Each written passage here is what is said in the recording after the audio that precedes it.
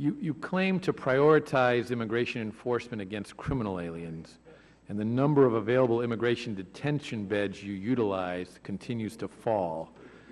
34,000 are authorized, only 24 to 26,000 are being utilized.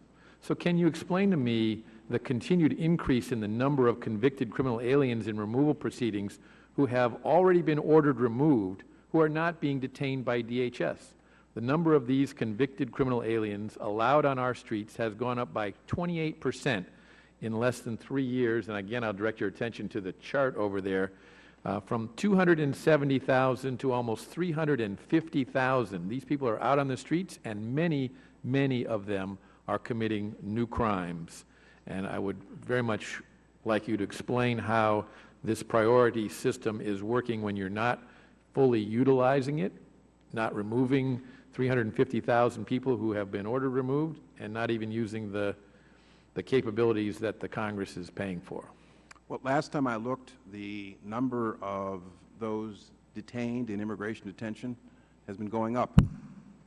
Last time I checked, it was up to around 31,000. That's a day-to-day report I get, and the last time I checked, it was up to around 31,000. That is less than the full capacity that Congress has given us of some 34,000, to be sure, but it is moving in the direction. Given that there's 350,000 on the street, should we be providing you with additional capacity, or when are you going to get to the 34,000? Well, like I said, it's trending in that direction. We have, as you know, established greater capability to detain those who bring their children with them, and I have issued policies to reform those practices because of the special considerations that go into dealing with children. But we have increased the capacity. It is going up, and the reason I think, one of the reasons I think it's lower than 34,000 is, frankly, the apprehension rates are lower, and because of the problem we had with secure communities, which was inhibiting our ability to conduct interior enforcement. Well, let me ask you about that. Why do you think that cooperation with ICE and their detainers should be voluntary? Well, if I could just finish my sentence. Some Sure. 12,000 detainers last year were not acted upon by state and local jurisdictions. I do not believe that we should mandate the conduct of state and local law enforcement through federal legislation. I believe that the most effective way to work with jurisdictions, particularly the larger ones, is through a cooperative effort, and I believe state and local law enforcement believes that as well, through a cooperative effort with a program that removes the legal and political controversy. One of the problems— Well, let me ask you about that. Isn't it true that some of the worst offending jurisdictions have declined to even participate in your new priority enforcement program? I would disagree with that, sir. It's my understanding that 5 priority A jurisdictions, the highest priority, have said outright no. And as I indicated a moment ago, 33 have indicated a willingness to participate in one way or another. Of the 49 top, 11 are still considering it, and we've contacted literally hundreds, but the 49 I've mentioned are the 49 top priorities because they are the largest jurisdictions.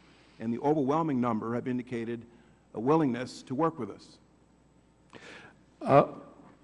Of the 276 so-called sanctuary cities where they have publicly taken a position to not cooperate with ICE, last year some 8,000 criminal aliens were released by those communities onto the streets of their communities and of this country.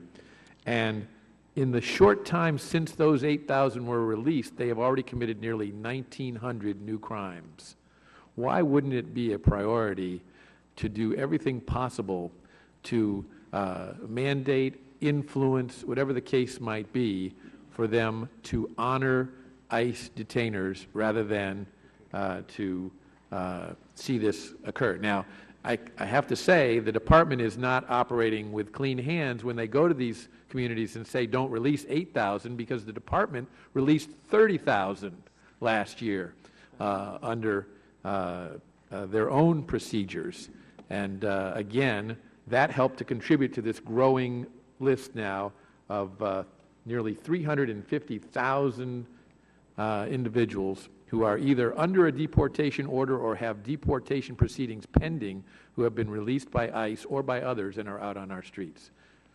Well, if you're asking me, should we reduce or eliminate the criminals who are undocumented who were released by sanctuary cities? And by the department.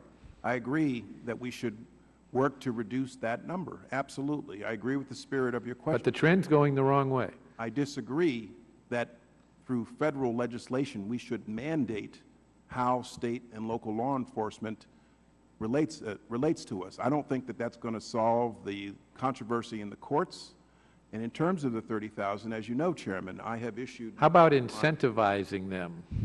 As you know, Chairman, I have issued new guidelines to deal with releases of those who have been convicted of something from immigration detention to tighten up on it. Higher level approval authority, and that we should no longer release somebody for budgetary or reasons of lack of space. We will find the space if there's somebody that we think should be detained, and we can detain them consistent with the law. That has been my directive. I want to see that number go down too. Thank you.